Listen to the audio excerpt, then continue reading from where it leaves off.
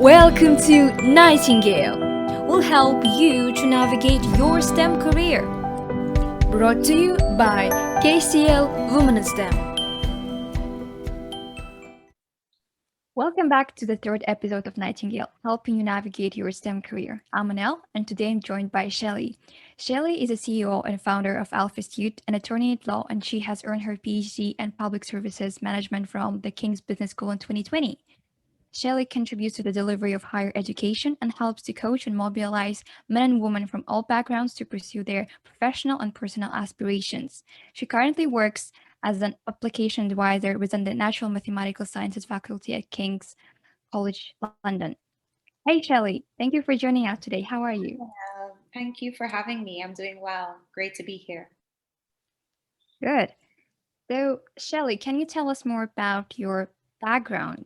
Before working in the business area, you have graduated with a bachelor's degree in law, and you were an attorney at law with years of experience in criminal and civil law. How did you originally intended to become a lawyer? Yeah, so I always had a desire to be a lawyer. From the time I was 7 years old, I think when you are going into the profession of either law, engineering, or medicine, you're pretty clear on that trajectory of going into that career. So for me, it was something that I wanted to do from a very early age.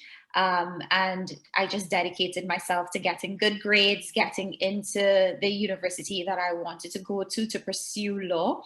And I wanted to specifically do criminal law. And yeah, I practiced criminal law for 4 years in my home country of Trinidad and Tobago.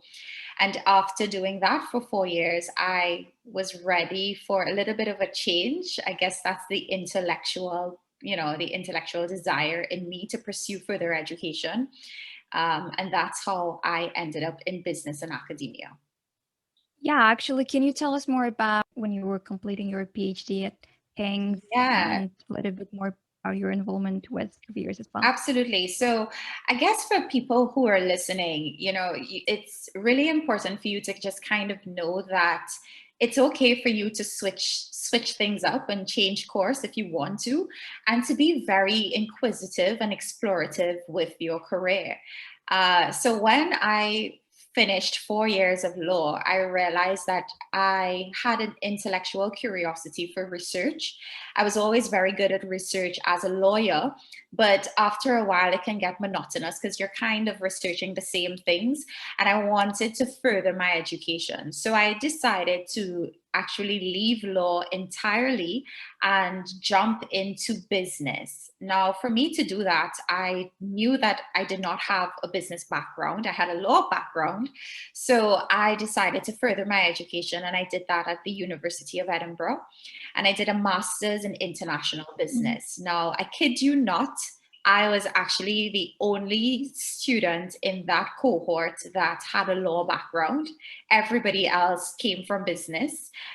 So it was a lot of me it was a challenge. It was exactly the challenge that I was looking for. So I challenged myself and got into the program, did my best, and ended up graduating with a distinction. Mind you, guys, I did not have a background in business. I had a background in law. But when you're ready to do something and you're ready to, take a leap, you're just gonna do your best.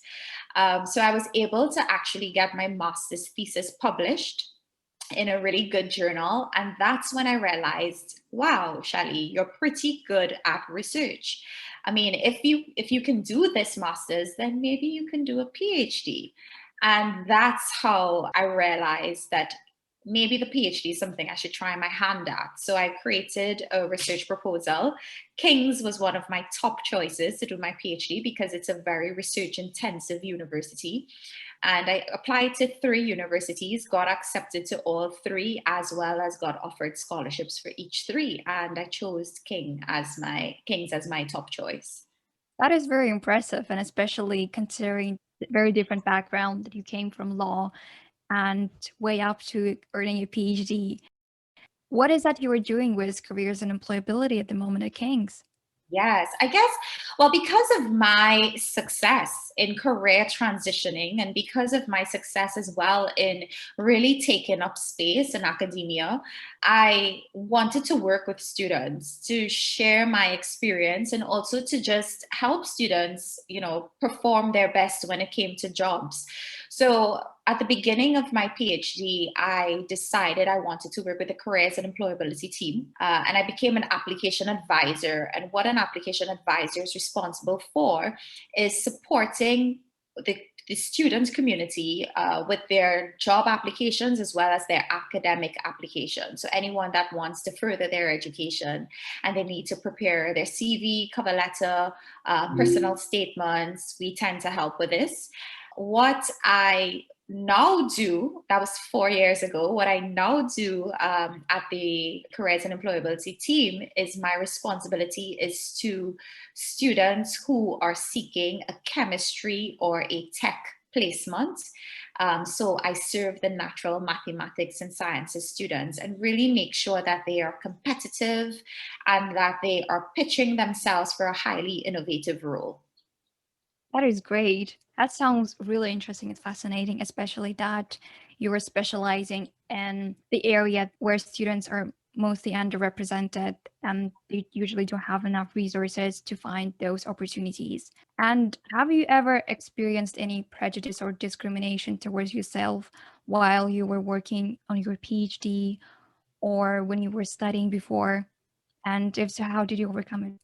Yeah, absolutely. And I think, that's one of the things that when you decide to do something trailblazing, when you decide to do something different, you will get a little bit of pushback and you will be challenged. And, as students, we should accept that. That comes with the territory of taking up space and being brave and doing something different. So, yes, I did experience prejudice, particularly when it came to diversity and inclusion. At the time when I started my PhD at King's Business School, I was the only African Caribbean student. They had no Black students in my cohort. It was only in my second year that a Black student came on board. And what I've also experienced as well is just realizing that you have to take up space for yourself. You have to realize that you are the person that should serve your agenda. Everybody else has an agenda, but you have to really take your career into your own hands to look for the opportunities where you can learn, look for the opportunities where you can network, because no one is going to give that to you. So in terms of prejudice, it came from being somebody that belonged to the BAME community and pursuing the highest course of education, which is a PhD. And it also came from having this role as well of serving very intellectually advanced students who pursue STEM subjects. And, some of them thinking that, well, maybe because you're female or maybe because you look young that you may not know what you're speaking about. So there's always this space of overrepresentation that we sometimes have to do. We sometimes have to validate that we have the knowledge. We have to validate that you can trust us with our experience. So that, I would say, would be the prejudice, one around race and another around gender. Yeah, you are definitely right. It depends how you look at it and if you have enough courage to believe in yourself that if you have already achieved that stage, you will be fine. And it's just a matter of how you're looking at the situation and taking care of yourself. Definitely. So, as an application advisor, what, in your opinion, are some of the biggest mistakes students make when they're applying for their dream jobs at the very beginning of their career journey? I would say that the biggest mistake that students make is really in the cover letter. First and foremost, the cover letter. The cover letter is used by students to regurgitate their CV, and actually, that should not be the use of a cover letter. A cover letter is an opportunity for a student to talk more about the experiences that they have listed or demonstrated in their CV. It's an opportunity to pitch yourself. And I find that students, when they are pitching themselves in the cover letter, they aren't telling me anything new. So they're giving me back what's in the CV. which is sometimes boring for recruiters. Well, most times boring for recruiters because they've already seen your CV. And another thing as well is that there isn't a clear indication of the so what. And what I mean by the so what is you would tell me all of the great things that you have done in your school life and in your internships, but you're not telling the recruiter why is that useful to the organization? How can that help the organization with whatever issues or matters that they are currently facing? So we call that a lack of a bridge. So students what they have done, but they haven't created a bridge which clearly connects with the agenda of the employer. So this is, I guess, something that students usually don't take seriously. I would say, I remember when I was applying for jobs during my first year, I probably spent more time on CVs rather than cover letters because I saw this is something that they will look more in details. And how would you recommend to start writing your cover letter? Yeah, so I think when you have a look at your CV and your cover letter, both of them should be complementary to each other. So they should not repeat each other, they should be complementary. So I think when you look at your CV, start first with your CV and ask yourself, what is the story that my CV is telling? Because the CV tells a story, and most times the CV should tell a story of what is your skills and experience, what are your key skills that you bring to the table, and really what is your educational background. What is the education that supports your experience and your skills? When you think about the cover letter is going to speak to the job description. So when you're writing your cover letter, you want to use the frame of your CV, which talks about your skills and experience, but you then want to answer the question of how does this relate to the job description? So I tend to suggest to students, split your cover letter into 4 paragraphs. First paragraph is an introduction, a very strong introduction, which highlights what are the key skills that you're going to talk about and demonstrate in your cover letter. Your second and third paragraph will be you evidencing or demonstrating those skills, those key skills. And please choose 3 or 4 skills. Please don't have a whole list of skills for the cover letter. That's the CV, that's not the cover letter. So list the key skills that the recruiter is really looking for in the job description. And the last paragraph is, of course, you thanking them for reading and also talking about why you are a fit for the organization from a personal standpoint. I find students tend to forget that they are a personality in themselves, and you want to show that you have a similar work ethic, you have similar values, their views or their aspirations align with your personal views as well. So really showing that you can become a strong team member to that organization is also important. That's a very good structure, I would say. I think it took me a while to realize in what order I should talk in my cover letter. And I think that would save a lot of people time after listening to this podcast. How would you recommend students to find out their strengths and weaknesses, what to actually include, and how to be more self aware? Yeah, so I would say, I mean, this is an interesting question because when it comes to students identifying their strengths, it's very difficult for them to identify their strengths. But when we ask a student identify your weaknesses, you list them so quickly. And that is an indication that the student hasn't spent enough time on really honing in on what are my strengths and what am I good at, right? So if you really want to know what you're good at, I think a great place to start is to look at your CV and identify in your experiences the top skills that you would have used for each one of the experiences. So I'll give you an example. If you were a waiter, there are a bunch of skills that you would have used.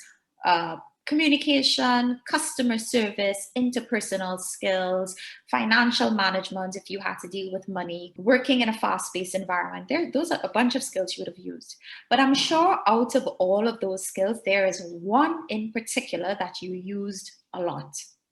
When you look at your experience in that way and you identify a core skill for each one, it allows you to create a strengths skill set, right? And those are the strengths that I would suggest are the ones that you should really develop in your cover letter. And it would be even better if those skills are relevant for the job description as well. So just look at the skills that you use every day, the ones that you use the most. I mean, you are doing this podcast right now, and I'm sure that one of your core strengths is communication, right? So think about your everyday, think about the things that you really enjoy doing. That's where your strengths lie. So I would say identify the strengths. And the next thing as well, when it comes to creating that cover letter and making sure that it's a good pitch, is getting someone to read it over. And this is why we have the application advice sessions. This is why we really encourage students to book in with us so that we can read what you've written. You know, you need an objective eye. And because we do this every single day, we know what the industries are looking for. So you're better positioned to become more competitive. Too many times students are ill prepared, and that results in a negative outcome or not being able to secure an interview. It's definitely something that will help you if you have been struggling with your applications. And I remember at some point during my first year when I was applying for Spring Weeks and other programs, I just didn't really want anyone to look at my cover letter or my CV. It just felt when you're submitting your application online, you're not really looking at the person on the other side, and you're not that afraid. Oh, they will just reject me. It will be just an email. But when you're pushing yourself to go to one of the meetings with careers and someone is looking into your cover letter in details, you start to feel more pressure. But after doing that for a while, you will definitely start to understand what is that is required from you, what are the skills that needs to be highlighted. Yeah, that's Mhm. definitely something I would recommend myself. So was there a point at some time in your career when there was the role that you applied for and you landed it, but you felt that you weren't 100% qualified for the job, and how did you proceed? That's a really good question, and that is actually my PhD. You know, I remembered when I decided to do my PhD. It is this feeling of you're ready, but you're not ready. It's this feeling of, am I really a researcher? Do I really have an academic profile or background to even do a PhD?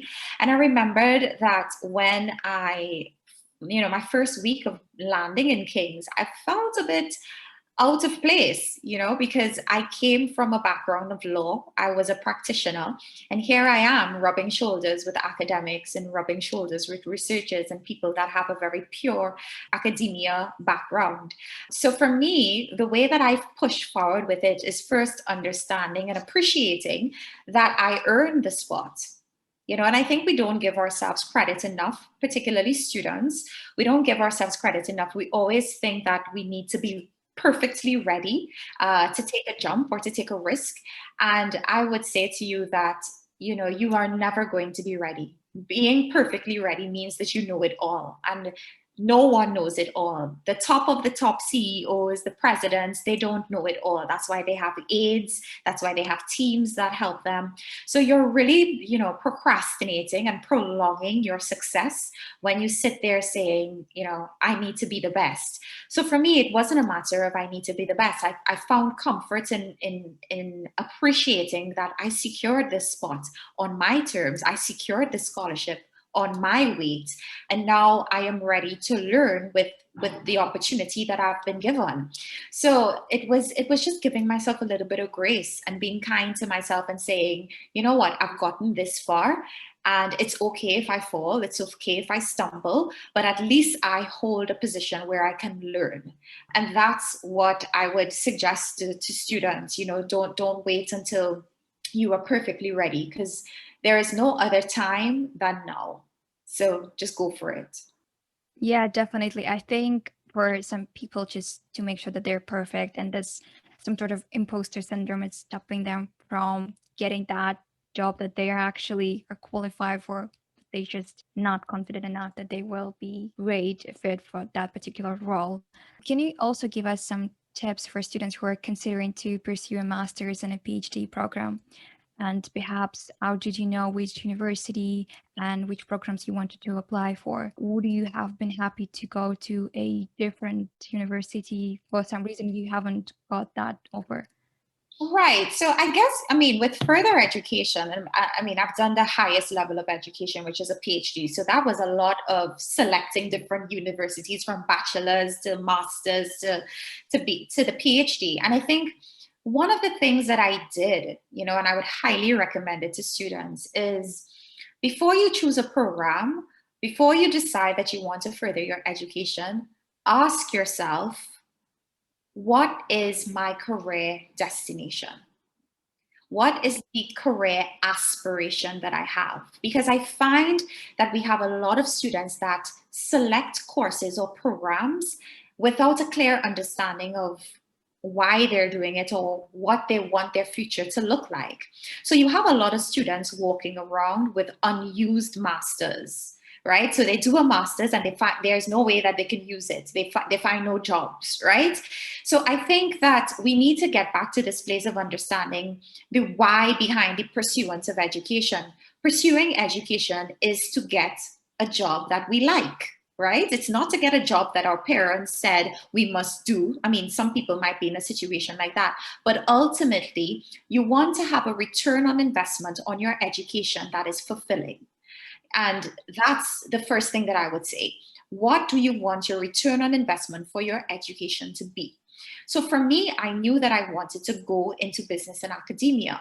And if I wanted to go into business and academia, it meant that I needed to take a business route. So I had to select a course of education that would give me the practical components of how to do business. So I chose international business and emerging markets as my master's. Now, because I wanted to be in academia and teach in the future, and I want to be my own boss and have my own consultancy, I chose a PhD. So it's getting really clear about your career aspiration. And again, if you're not sure about that, book in for a career advice session with us at the Careers and Employability team. We have career consultants that can help you on your career if you're not sure. Now, in terms of university, it's a similar type of questioning about where you want to land. And for me, because I was making a huge leap from law to business, I needed really reputable, respected, and global brands under my belt. So that's why I went for Russell Group universities. That's why I went for the University of Edinburgh. I applied to Oxford. I applied to Manchester, King's College, Imperial. Really making sure that I had those really top-notch universities under my belt, especially as an international student at that time. Now, what made me select one university over the other? It really came down to the type of support I needed. So when I was doing my master's, I knew that I needed a global setting, but I also needed a place that was conducive to learning at that time of a master's, because this was my first time jumping back into education after a long time. So I knew that London would be extremely distracting for me. So that's why I ended up going to Scotland, because Scotland is slower, the community is smaller, and it's really, really a great city. It's very student friendly, very cost effective, and it suited what I needed at the time of a master's. With King's, I was ready for really blazing a trail in London. I was ready for a huge network. I was ready to build my professional brand, and King's offered that to me because of the networks and the connections that they had. So for me, choosing King's was really based on its profile, but also its excellent staff, who really was important for me in terms of supervision with my PhD. You mentioned how you went back to education. Can you give us some tips for people who are considering to get back Yeah. So for those of you who are like thinking about going back into education, I always say, what is the ROI? What is the return on investment you're trying to get here? Some of us spend such large amounts of money on courses, and it's like you're not using it.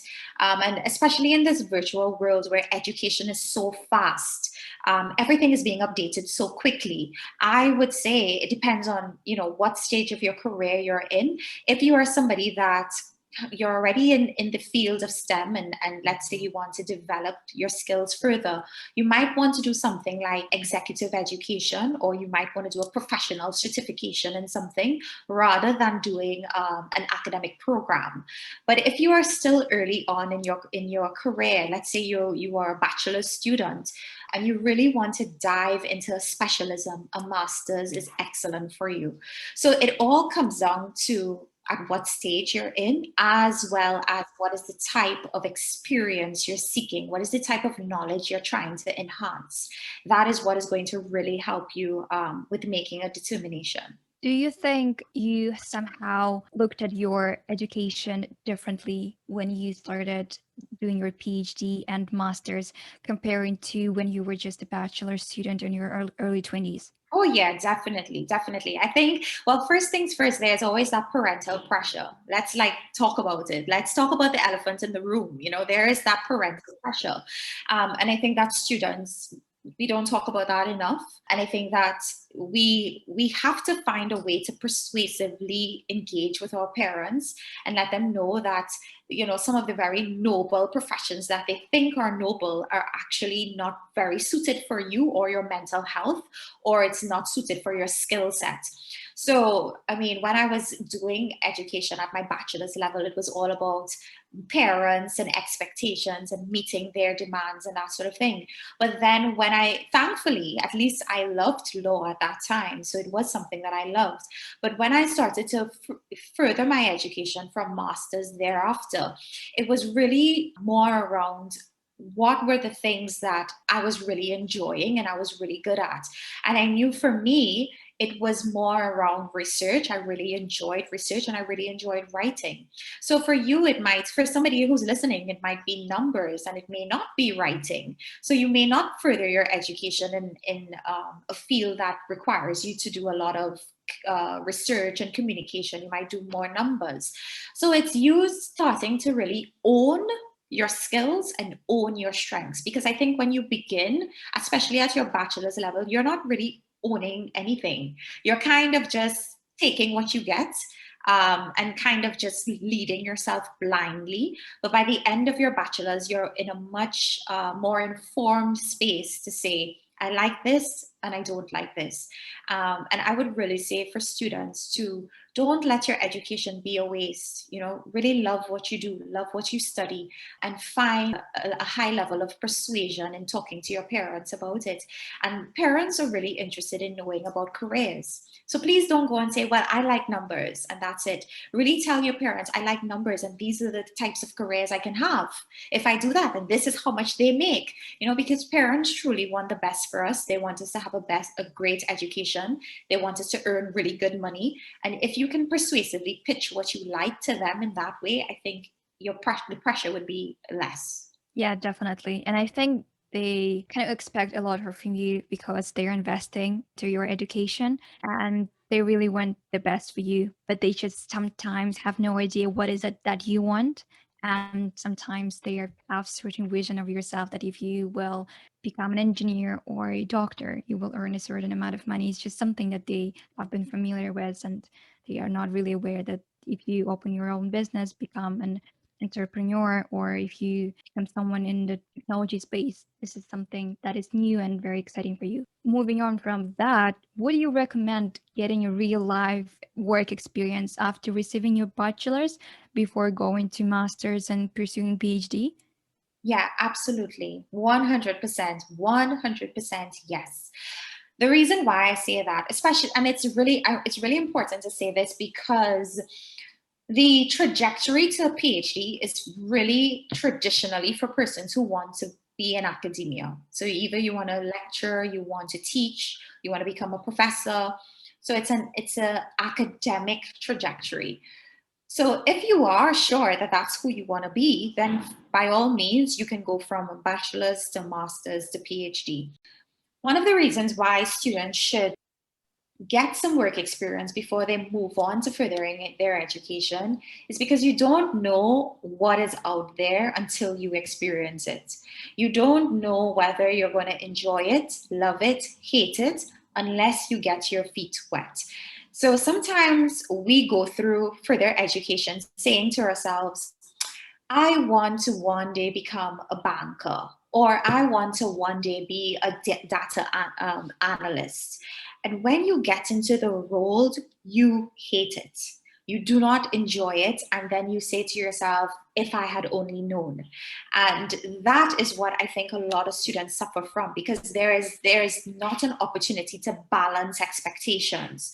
So if you get the experience, the expectation is balanced, and you determine whether that is a type of role that I want to further, or that is actually not what I like, and let me try something else. And that's why, at the beginning of this podcast, I said, be explorative, inquisitive, and curious with your career. So you need to get that experience and really see what's best for you. Yeah, I totally agree. And sometimes when you're coming from a certain background in your bachelor's, it's sometimes hard to choose what is it exactly that you want to do in your master's or your PhD. For example, I'm doing mathematics, and when it comes to different options in masters, there are so many of them, and it's hard to choose.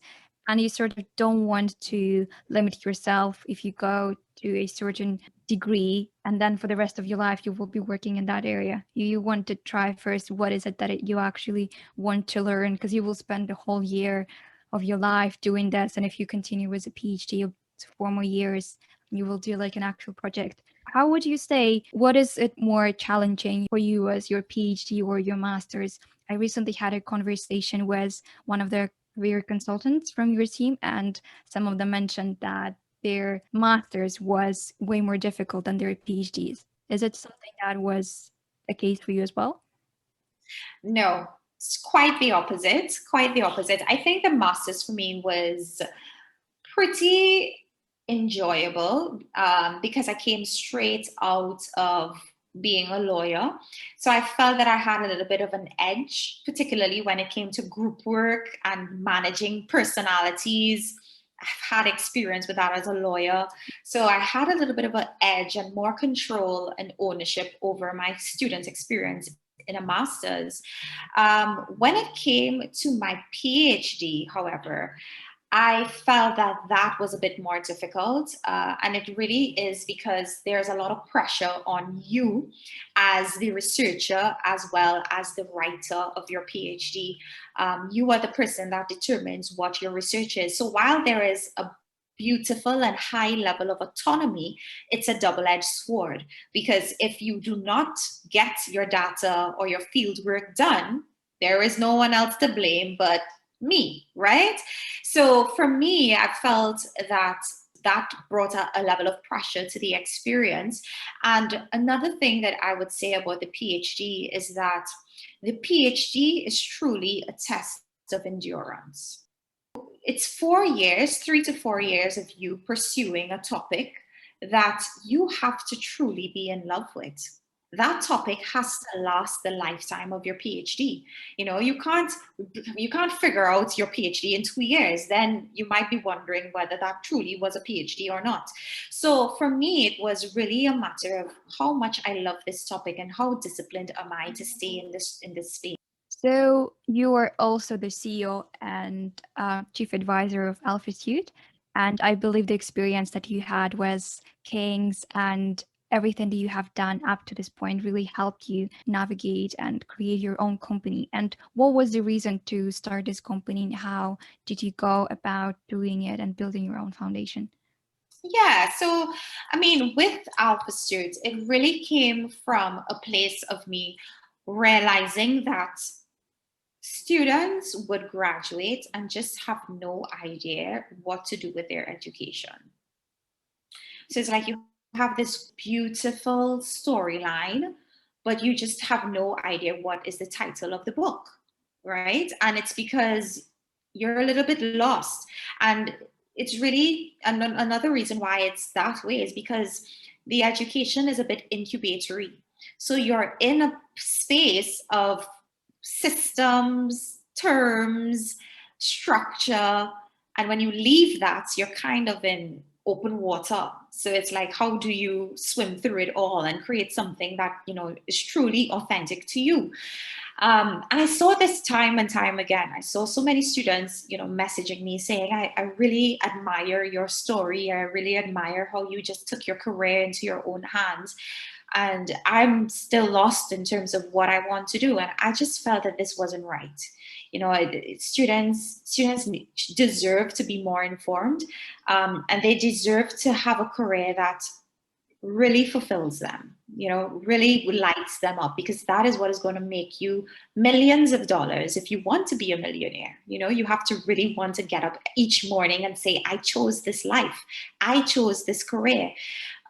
So for me, building the business was about serving people in that way and really empowering them to go bravely into whatever you choose to do, whatever sparks your fire, you do that, you know. And I can 100% say that because I spent 4 years in law. I thought it was my dream job, and by the fourth year I was over it. I was over it. And this was my dream job, right? So, you know, it's about getting to this place of you not having to spend years and years in a career to finally land on the thing that you love, but really, me really wanting to get students to that place as soon as they got out of school. That's actually a very interesting point about how we graduate with a degree and we're feeling that we're a little bit lost in terms of how we can actually use the knowledge we have just acquired for 3 years and how it's that applicable to the workplace.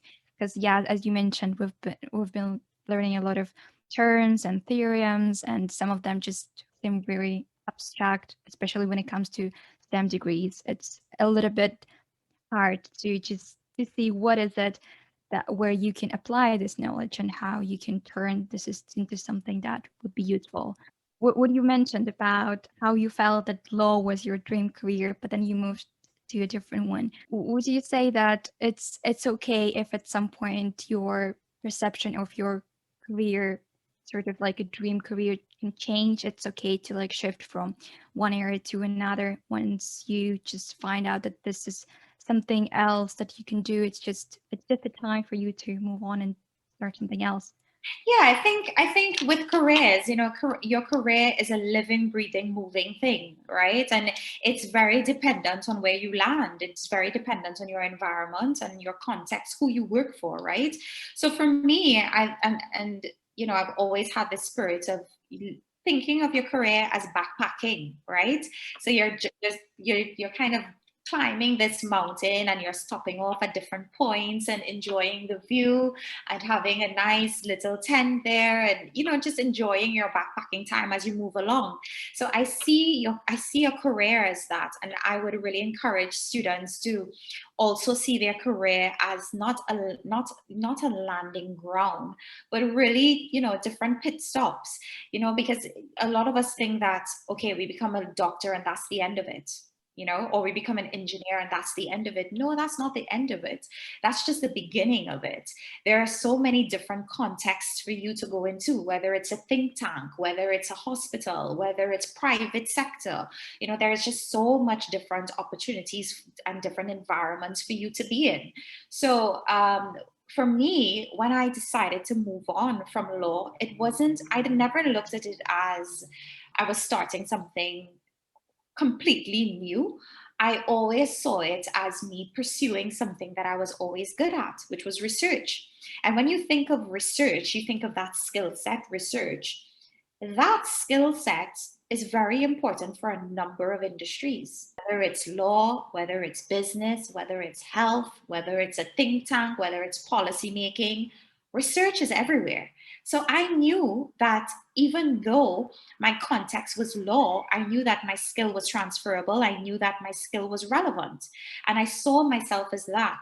So it wasn't about a title. It was never about a title, it was about a skill. And how can I harness and master this skill so that I can be attractive to many different industries? Yeah, I had actually a question about that. So you already had some set of transferable skills, but were there particular leadership skills that were the most difficult to develop? And could you give an advice to future entrepreneurs how to overcome those challenges at the very beginning? Yeah, so I mean, some of the skills that would be challenging are obviously the ones that rely on tacit knowledge. So, tacit knowledge is knowledge that is required from you learning as you go. So, it's basically experiential learning, right? And that's tacit knowledge. It means that you can only know that knowledge if you have experienced it or if you have worked there. So, it's not something that can be easily transferred. So with that type of knowledge, I would say when you're trying to gain that type of knowledge, don't go in there thinking that you know it all. I think that we tend to ignore the fact that there is a great opportunity for us to observe, just observe how things run in an organization, because there are some things that are just by tradition, by custom, by culture. Those are things that have been generated years upon years before you even entered the organization, and those are things that come with a level of experience and time in an organization. So the first thing that I would say is definitely observe.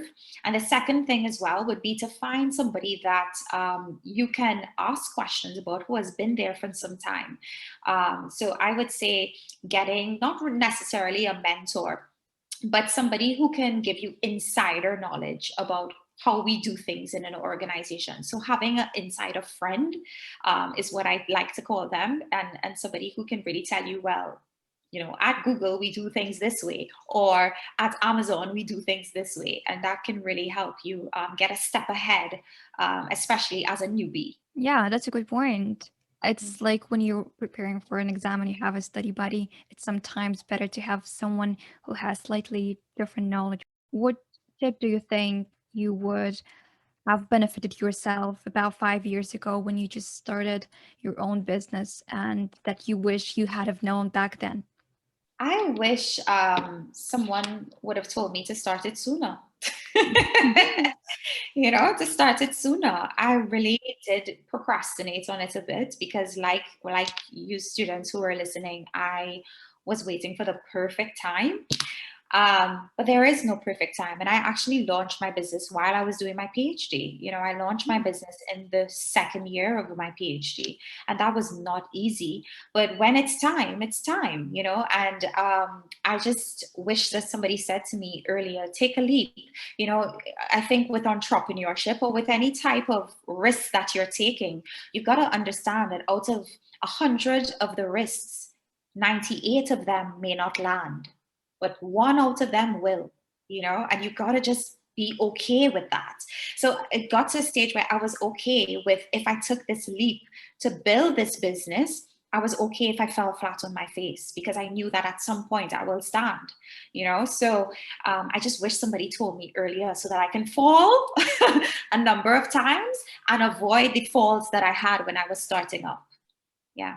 Like RVV, if you listen to him, Gary V, he usually says, fall fast, and fail fast as well too. Don't prolong your failure. If you're going to fail, it's better to fail now in entrepreneurship than to fail later on when you've spent loads of money, and you just lose so much more. So yeah, that's what I'll say. Yeah, it's better to start it earlier than later. Mhm.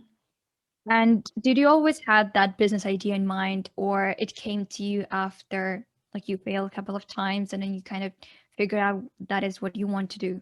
I didn't always have the business idea. I had an entrepreneurship appetite. So it wasn't my first foray in entrepreneurship. It was actually my third business that I started.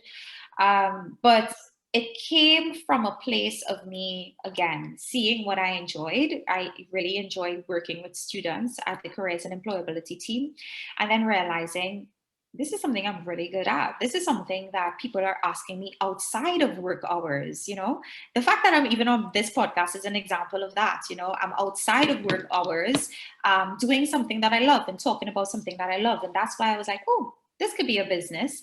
And that's how it really came about. So it's just about, if you have the entrepreneurial appetite, it's seeing the opportunities to create something for yourself. So I would say, try it, see how it works. And if there is an opportunity to monetize it, then great, go for it. But throughout your studies, don't be afraid to put these things into perspective and really try them out, because they build on your CV. It's a great thing, especially now with COVID. Not many job opportunities are available, internships, placements. So create your own opportunity. Yeah, absolutely. So as you said before, just explore different options and get yourself out there and figure out what is it that you like. And with your background in law, I think it's not that obvious to say that you will be one day helping students to find their dream job. And this I think, yeah, that wouldn't happen if you haven't been trying yourself to do different jobs, different sort of like research opportunities and further education. And do you have any advice for people who are considering a career transition at the moment during COVID? Yeah, I would say to not make fast moves. That's what I would say. I would say to if you have a job at the moment that pays the bills and that keeps you employed, I would say now is a good time to hold on to it, simply because the job market is a bit unpredictable right now. I think that what you should be doing in this time is upskilling where you need to. So if you are thinking of career transitioning, you might want to do a bit of research into what that career requires and upskill. There are great platforms for upskilling and online learning, such as Coursera. YouTube is a great example of self-help and self-learning. King's has a bunch of resources, LinkedIn Learning as well. So really bolstering up on your skills. And the other thing that I would say as well for career transitioners is it's really important to have relationships and connections that can help you. If you are career transitioning, you're going into a field where you may not know much people. You may not know how to pierce that industry. You may not know how to market yourself. So this is a good time for you to really strengthen on your networking skills and start having some conversations with people who are in that industry, so you can start branding yourself differently if you need to when it comes to your CV and your cover letter. Talking about the resources and upskilling yourself at the moment, I know that Careers and Employability team has plenty of amazing resources available for us. And could you please name some of your favorite ones for some students who might not be aware of them? Yeah, so some of the resources that I really enjoy that's available on King's is actually the Careers and Employability page on Keats. So on there, we have three different categories: learn, focus, and discover. So it caters to wherever you are in your career or in your professional development. So if you are still discovering industries and discovering yourself, there's a bunch of resources on there that can help you discover what is your niche or what is the sector that you'll be really good in. So I like that resource. Another resource that I really enjoy is the LinkedIn Learning. We have access for that through the Careers and Employability team. So if you want to pick up on a program or a course, that is really good as well. And I would say another resource that I really enjoy is having my own career consultant. As a PhD student at King's, we are all entitled to having our own career consultant, and we get an hour with our career consultant. And that has been pivotal for me in terms of my post PhD plans for my career. So having somebody who really is invested in me, has seen me start my PhD to finish my PhD, and can really inform. So I would say for students, try to book in on sessions with us and, see who is the advisor that you like to work with, and try to book in with that advisor. In this 1 year, create a relationship with an advisor, because what you give is that advisor an opportunity to see you start and finish, and see your growth as well too. And well, by the time you're finished, they are really well positioned to tell you what should be your next move. So don't just use it as a one-off thing. I would say try to get a like coaching type of relationship through the service as well. Yeah, absolutely. Establish your relationship because the careers are there to help you. And I personally have two types of things that I like about the services careers are providing.